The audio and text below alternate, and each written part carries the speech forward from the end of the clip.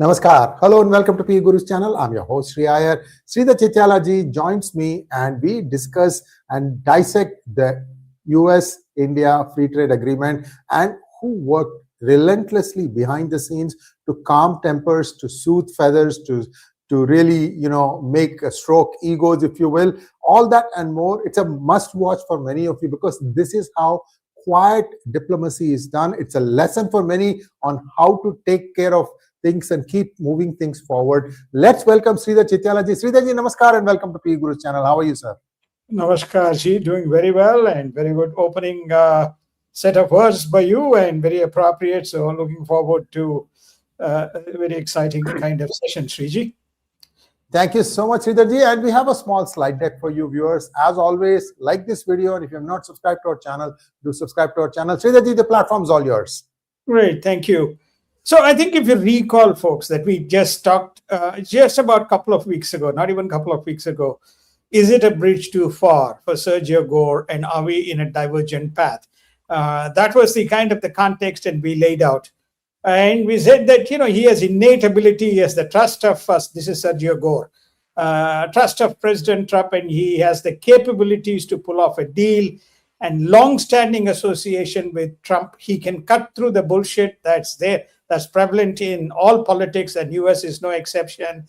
He can cut through the people and go straight to Trump. And when he took on this job, that's the mandate and edict with which he took on. And well, lo and behold, so we keep saying, and that's it is Sergio Gore. This deal is all about Sergio Gore and how he kind of worked behind the scenes to pull it off. Remember, it's only less than 4 weeks ago he took charge. And in 4 weeks, he has done something quite remarkable, overcoming some of the stiff tensions that was prevalent in the inner chambers of President Trump. J.D. Vance is no exception, was part of it. J.D. Vance, Lindsey Graham, then, who else was there? At least a couple of other names. Navarro. Oh, yeah. Navarro. Yeah, Scotty Besant. All of them were ruffling the feathers, and I think Sergio was getting a little bit annoyed. But anyway, he was working, and the first telltale signs came when Jaishankar, External Affairs Minister Jaishankar, went straight in a surprise mission to Washington, D.C. after subtle and good consultations with Sergio Gore that the deal will be done. Okay, we go to the first slide. So I think Sergio Gore, as there's no surprise, Trump is the first one who goes when India goes to sleep. He announces the deal and he says, in his Truth Social platform, and, we have done the deal with my best friend and greatest friend and the world's most trusted leader. It's blah, blah, blah. Why didn't you do the deal until now? Well, that's President Trump. He can be as erratic and as chaotic, but he has done the deal. And he announces with, all kinds of numbers, which we'll get into in a minute. And Sergio Gore, his most trusted man, he means no words in saying that, hey, this is one of the guys, whom I sent and he's got the job done. Okay, now next slide. Now, this is, for audiences, in our view, it's a little bit of scoop. The crux of the deal everybody was thinking was agro. No, it was not the agro. It was not the Russian oil. It is oil, full stop. And that was the crux of the deal in terms of the negotiations between Sergio Gore and Jaishankar and Modi and obviously President Trump on the other side. But these were the three people who were very actively involved. Energy is the front, center, and back of Indian kind of security. That's what drives. And as India, marches towards $5-7 trillion, there's going to be more cars than roads in India, and all of them are going to guzzle, whatever type of gas that cars use in India, whether it is diesel or whether it is petrol. So the most of the issue was around around the oil. And by the way, when Trump told, or everybody was telling Modi ji that, hey, you have to cut Russian oil. He said, to an extent, I will cut, but I cannot cut at the cost of my balance sheet, adding to the layer of balance sheet. So this remained the sticking point, though they did not come out in public. And most of the statements and most of the work was around, hey, reduce Russian oil. India did. We covered this again in the show. Went to $1.2 million, 1.2 million barrels a day.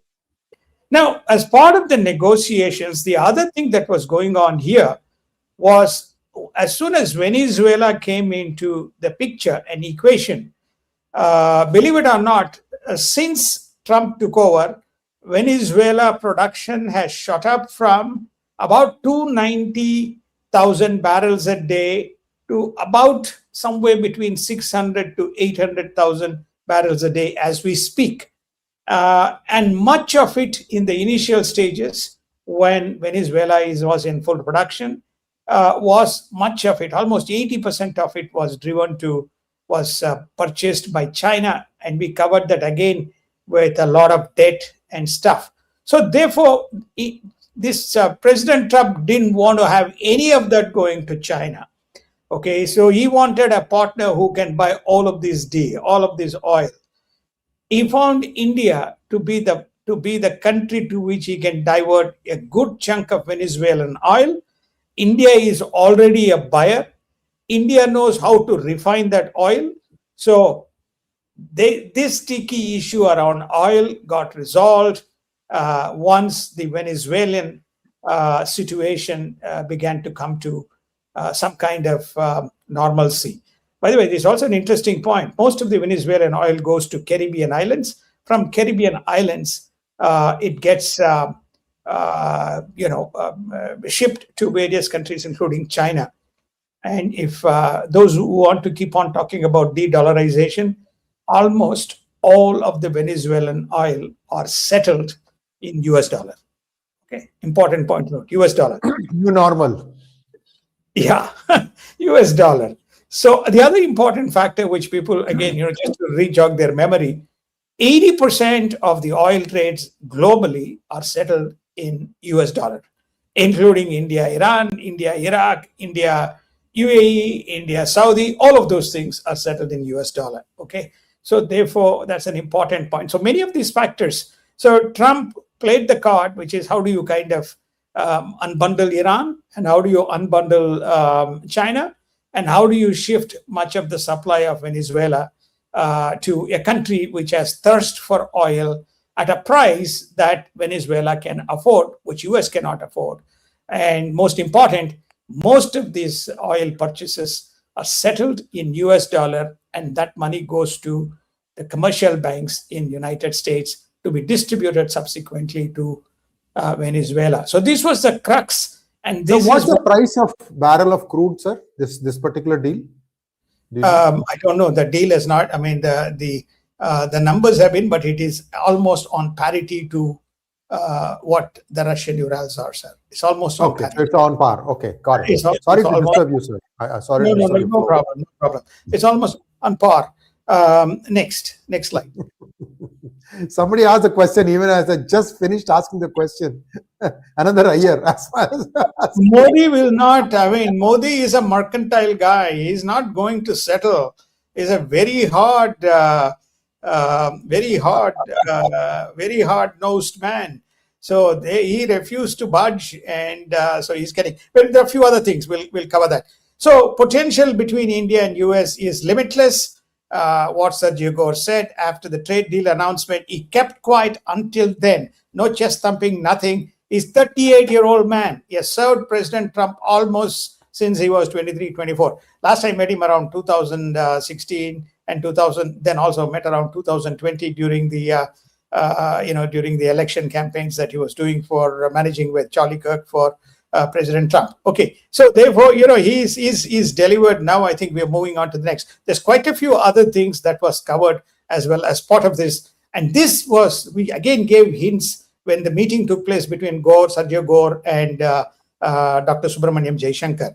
And Subramaniam Jaishankar very clearly laid out what he is looking for in the US deal. This is where you have to give credit to the Indian administration or the Indian think tank. And they've been very clear and very specific, and they've been hammering away. And this is something that Trump understood very clearly. This is something that Sergio Gore understood very clearly, because he was in New Delhi talking to the people. Next slide. And of course, Dr. Jaishankar also meets the other silent man who was batting for India, and that is Marco Rubio. To some extent, Marco Rubio was sidelined, and he was pipped to the post by the Howard Lutnicks and Navarros and Lindsey Grahams and so on.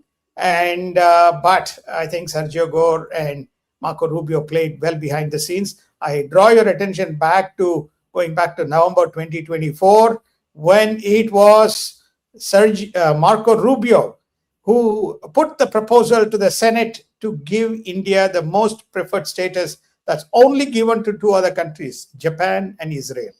Right, so he has been very much behind. He is not a China man. He is an anti-China man. He's anti-communist. So he feels India is the answer to the question, and so he did his job as well with Trump. Next. Right. So what clinched the deal? I think we have been talking about it. Soft negotiations, no kind of warmongering, etc. And he basically said to Trump, okay, you and I talk direct. We don't want any of these Looney Tunes being part of the conversations or discussions in terms of the strategic aspects of the deal. So then he told Trump, this is the words that I heard from some of my friends, we have a solution for Venezuelan oil, and that's India. Right? So that's how this conversation took a different shape, because United States shares a percentage of the profits from the oil. And they were looking for the right people to whom they can give the oil, who are not adversarial to United States, in this instance, either Iran or China. So they found a solution for the oil. The other bullet point was very clear. India says it is ready to secure as much as Venezuela can supply. At peak, Venezuela was supplying 3 million barrels a day until their conky infrastructure started to squeak, as well as the sanctions kicked in. So India is not satisfied with 300, 400,000 barrels. They want to maximize as much as possible. Is obviously everybody is going to say this is an Adani Reliance kind of a deal, or this is a Ambani Reliance deal, because they have the capacity. India has capacity to refine. It already uses the Venezuelan oil. I think India has also got the permission to not only source this oil, but refine it and export it to countries as deemed. Who could be one of the big buyers? None other than Europe itself. So this was the other deal that happened. So therefore, they didn't leave any kind of room and opening. They made sure that they got the best, notwithstanding the fact there's a lot of people who are critiquing the deal in terms of, hey, it's a US winner, not India. No, India is a very big winner in terms of because energy is security, energy is future. And I think if India is going to be refining and exporting, it's a very big win for India. And it knows. By the way, India also has now got supply lines established with some of the countries in the Caribbean. One of the most important countries which are adjacent to Venezuela is Georgetown. Okay, so some of this thing goes to Georgetown too. So therefore, you have many of these pieces of the puzzle getting kind of tangled up. India says it is ready and it moves forward. Remember, out of the three major Chevron, Exxon, and I forget the third one. That three of them, only one of them said that they were willing to go back and put billions of dollars of money to retune the infrastructure. And I think India says it's ready. Trade dollars, as I mentioned to you, deposited, which is what they want. Next slide. Sir, if I could beg your indulgence for a second. Viewers, we have close to 500 plus viewers, and the likes are nowhere close to that. We would really like you to like this. Sridharji and I worked, I think, 48 hours at least. I mean, we knew ahead of time this was happening, okay? So we have been working on getting these slide deck together, and just a small token of appreciation for our hard work. Really would appreciate it if you could do that. And also, before we continue on, I have one small video to play. We've got a new version of PGurus app for both Android as well as iPhone, and we're just going to play to you what exactly is this app all about. So Sridharji can take a sip of water and just take a look at this app. Can we play the app, please? The corporate-backed echo chamber. Most news apps are just glossy PR brochures for the establishment, carefully curated to keep you docile, distracted, and misinformed. They sell you manufactured narratives. We give you the raw data. Welcome to PGurus, the ultimate antidote to the sanitized, scripted fluff of mainstream media. Download the PGurus app today. The establishment won't like it, and that's exactly why you should. Get the facts, follow the money, reclaim your perspective.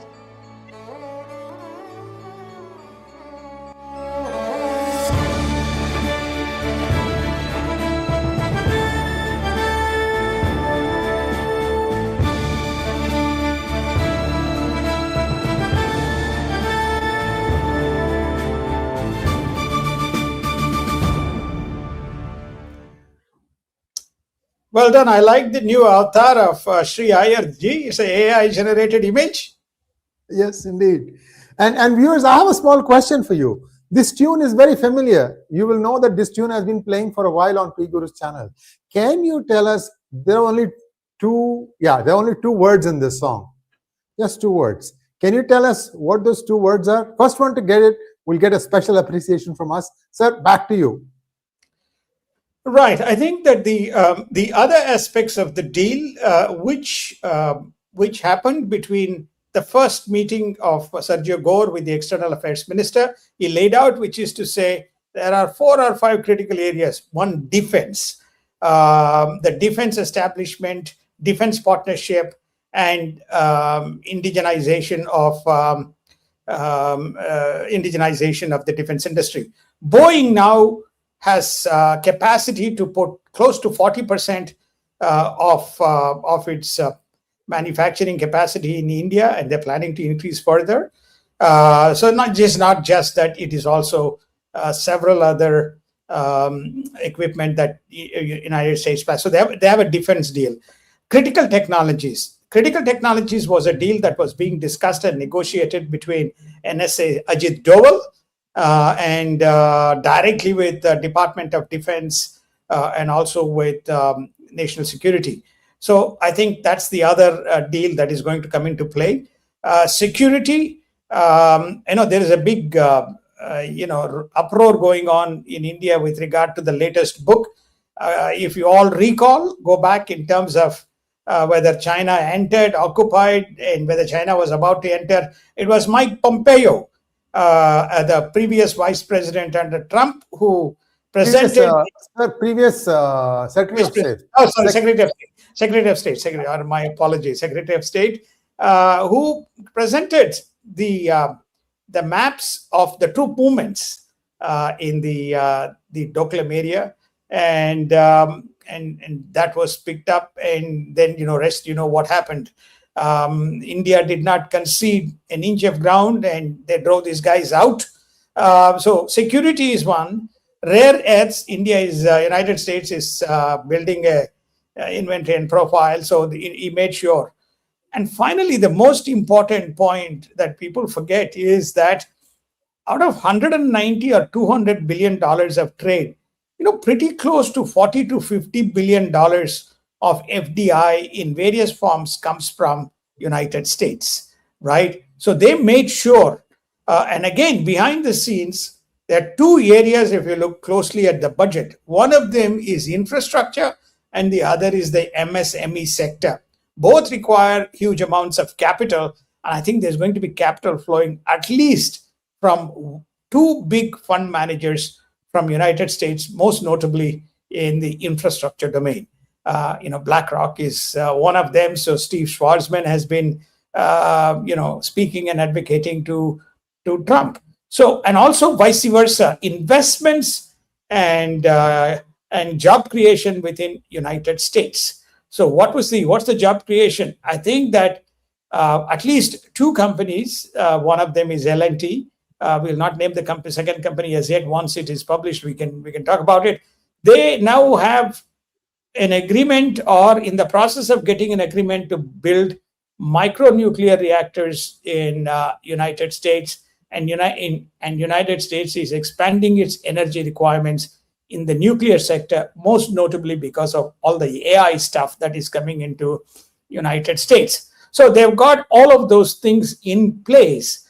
And so for which, as a reciprocal gesture, that the 0% concession has been given. So US goods coming into United States will not have any tariffs unless there are some export controls, but otherwise it's 0%. If you recall, everybody was talking about agro products. Agro products was a no-show. So therefore, I think it was just a distraction and agro products was a no-show. And on the contrary, the pulses and lentils and those kinds of things which was reciprocal banned by India, I think now they will backflow in. They will be backflowing into India. So they got a lot of these investment commitments as well as access to defense, security, and critical technologies, and collaboration in some of these areas is something that they were able to obtain as part of this deal. And this whole package is something that, again, it's a discussion between Sergio Gore and Jaishankar that made things happen. I'm not sure how much of this stuff is covered by the local Indian media, but there's a lot of things that has been rolled into the package. It's very clear that United States, as has always been, India's strategic partner. Lisa Curtis, who used to be the Deputy Secretary of State, and Richard Fontaine have written quite a few articles that 2 decades of work will be cast aside if Trump fails in securing a deal and strategic partnership to continue and sustain the joint economic development of the nations and also in other areas. So this is, once this happened, then our Modi ji was very happy. So he's cuts the deal. Trump was very happy because he has got a solution.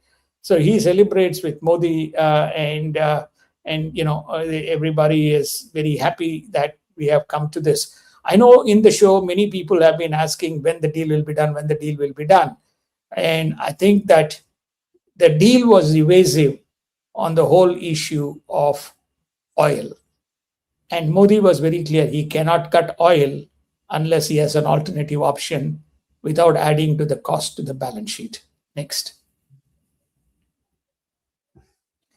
What are the implications? The implications are huge.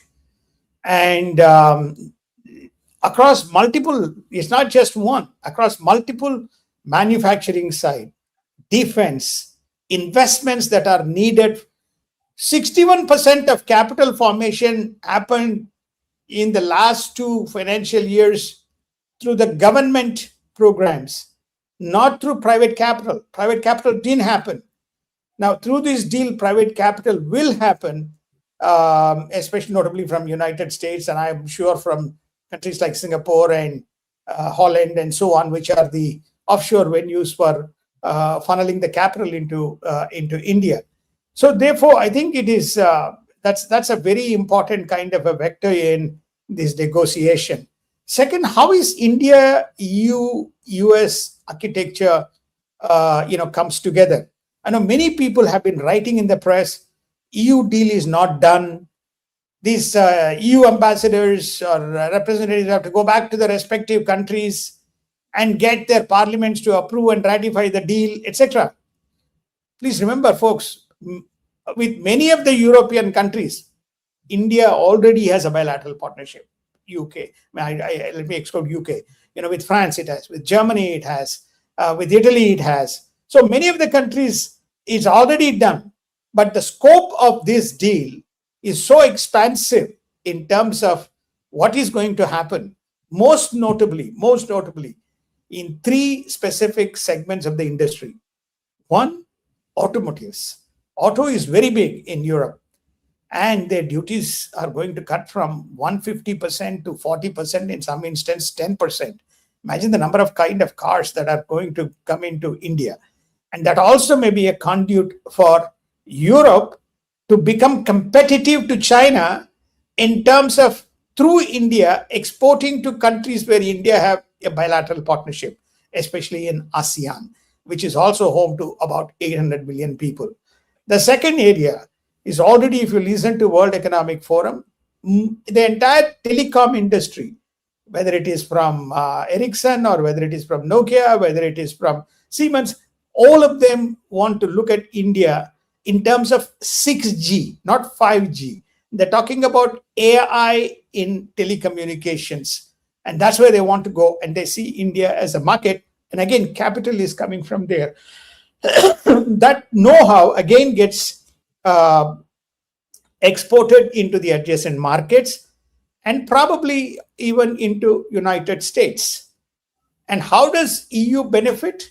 EU now can cut off and be energy sufficient once Venezuela kicks into full production, which it will probably in 12 to 18 months, and the energy flowing into particularly the hydrocarbons or the petrol or the gas flowing into Europe, alleviating their problems and the price.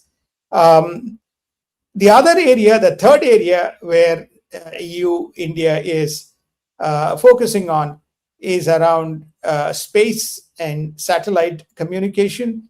And obviously, now India will have access to defense from Europe and defense from United States, probably making it one of the big defense manufacturing hubs. I'm not excluding Russia as well. But Russia doesn't export to many of the Western nations. It only does to nations that it kind of partners with. So India will also emerge big in the defense manufacturing. Already you are all very familiar with mobile telephony and mobile phones. Apple is now #1 manufacturing capacity is located in India. So this brings the India, EU, and US implicitly, if not explicitly. Then you have India, UAE, Israel. Israel has also played a big part with Netanyahu playing a role in his own way with Trump in terms of making sure that this deal gets done, because there's much at stake in terms of the India, UAE, Israel corridor in terms of the trade. They're targeting something like $500 billion trade flowing through these three specific countries. If India UAE bilateral trade has already crossed $100 billion. Okay, and India EU trade is only about $135 billion, but it's kind of going to grow.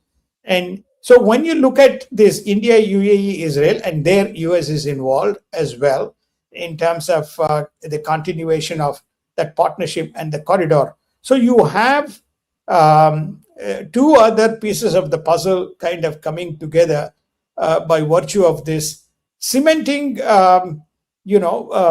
India's role in conjunction with the United States. I know a lot of people have their own kind of opinions about United States, but let's not forget that this particular deal and the EU deal both are of significant benefit in terms of India's own aspirations to be a power to contend with. Iran and Saudi Arabia will not be much relevant for India or the US, and they were not part of the negotiations of the deal. Again, Iran problem India has addressed because Iran is a big supplier of crude. They have left Iraq open, but Iran and Saudi, they said, thank you, but this deal is focused around the nations that I kind of described above. So a lot of these discussions have been happening and have started, but a young 38-year-old man, brought this together and kind of, pulled it off in conjunction with, obviously, the expert hawks within the Indian administration. Thank you so much, sir. And so many of you have given the right answer. It is 𝗥𝗘𝗙𝗘𝗥𝗘𝗡𝗥𝗘𝗡, arise and awake. That is our theme music. And thank you for pointing it out. Many of you have got it right. So let's move on to some questions. Are there any questions? I don't know. Maybe there are no questions. But one, actually, I have one question before we go to this one. Sridharji, H1B. I mean, I would be remiss if I don't touch upon this. H1B has been tightened up way beyond imagination. And then also the green card quotas have been brought down significantly. And what is that part? These are all, I thought they were weaponized. Are they going to de-weaponize them? Well, I think that United States has a problem, and you know it and I know it, right? In the overall scheme of things, this was not part of the negotiations. There may be cosmetic optics. Yeah, they can't. It's American. Yeah.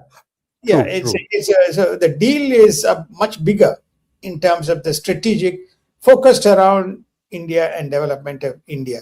But the other thing that we want to point out, since you asked this question, and again, there's a lot of incorrect information floating around. India's foreign exchange reserves is about $710 billion right now. Between $550 to $570 billion is in what they call FCA, foreign currency assets. A good chunk of it is in US dollars, and the FCA itself, all the assets are risk hedged to US dollar. Okay, namely Japanese yen and euro and Swiss francs and so on are risk hedged to US dollar. So in other words, 80% of it is still in FCA. Between 12 to 16%, originally it was 12, 16% of it is in gold, roughly about $117 billion. 4% or less than 4% of it, around 18 billion, is in 2% or 4%. I don't remember the number. So roughly around $4 billion in special drawing rights, and there is about another $3 to $4 billion is in IMF. So this is the crux of the composition of the foreign reserves. So people saying that blah blah blah, India is moving away, etc.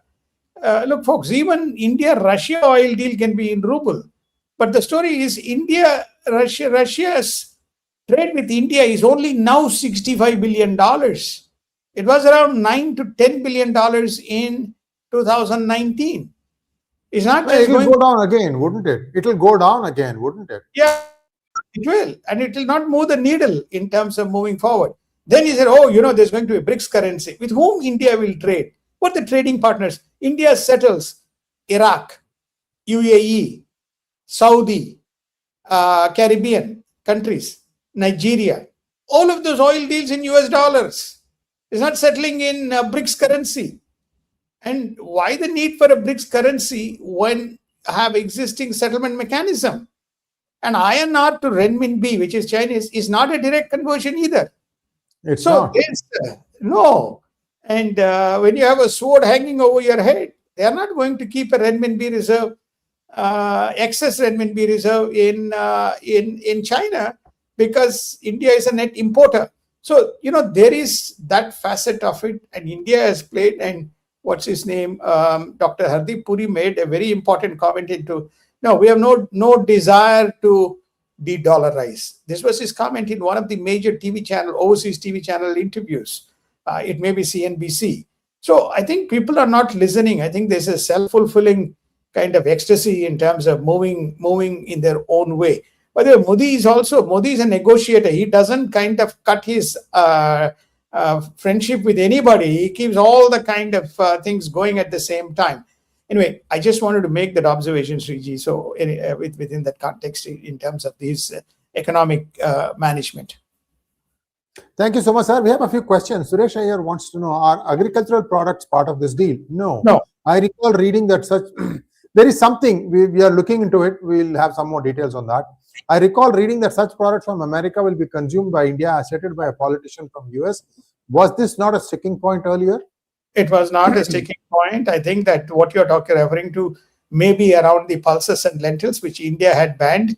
And there was a hue and cry from the agricultural lobby to Trump, which is to say, hey, you get your act together, otherwise we're going to face problems. So therefore, there is some parts of those cereals and pulses, etc., are going to be flowing back into India at 0%. Thank you. Watch my show at 6 a.m. tomorrow morning, India time. Adroit Roger wants to know, do you think F-35 deal is back on the table? All deals are back on the table. They didn't get down to the specifics of the details. Yeah, first they had to be meeting of the minds, and that has happened now. Smita Joshi wants to know, what about money Venezuela has to repay India? Debt of Venezuela needs to be settled first, right? Correct. They will get plenty of oil. Yeah, Smitaji, see, the way I understand all these things is it's going into one bank, and there are lots of people to whom money has to be paid.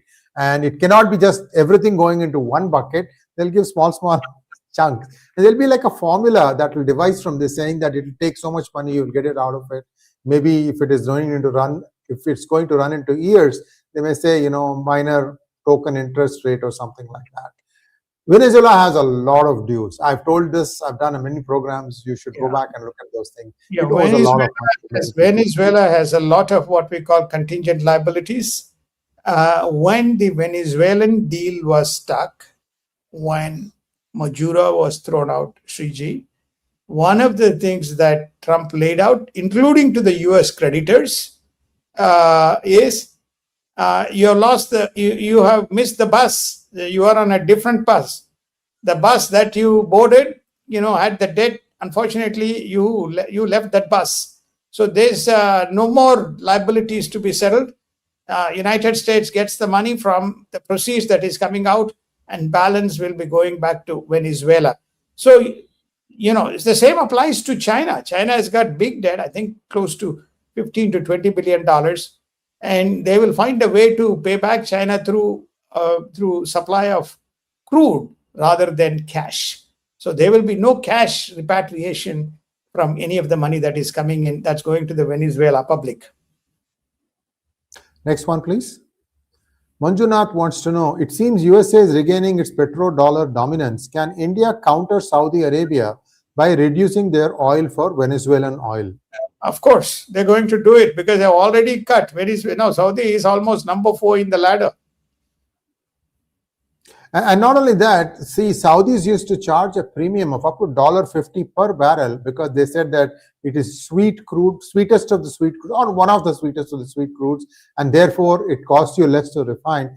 I think that has now come down to 60 cents. That shows you that Saudi Arabia is getting a little desperate. Next one, please. No, another important point also, G, that I heard, but I don't have proof. So some politicians were getting good kickbacks from Saudi. So now, that's gone. Rahul wants to know, what will be the impact on FII inflows in Indian markets? Is this deal a game changer for Indian markets and manufacturing? Indeed. Manufacturing is going to get a huge kind of impetus through the PLI programs.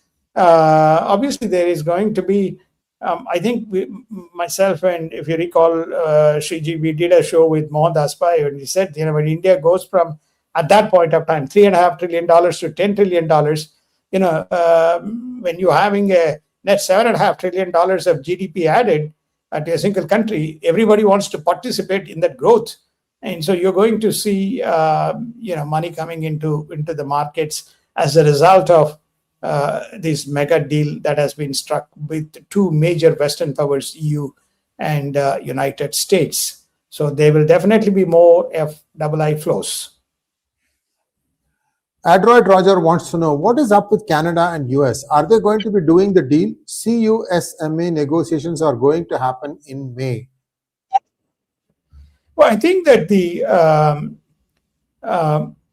eventually the Canadians will cut a deal because Mexico, Canada, and United States will cut a deal because that is the largest trade corridor for United States.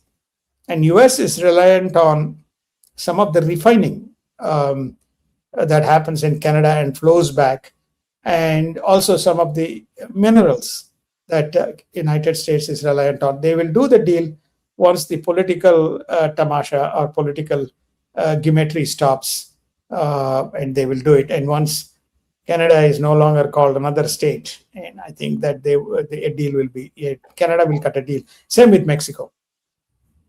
Next question, please. Srinivasan Sridhar wants to know, will US exports to India at zero tariff? I think Correct. Much of it is. Yeah.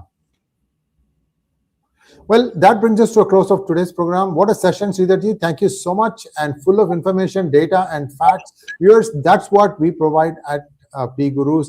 Please do like our programs. Please also subscribe to our channel, and please put in your comments on how you would like to see us improve. Thank you once again, sir. Namaskar. Namaskar. Thank you. Have a good evening, sir.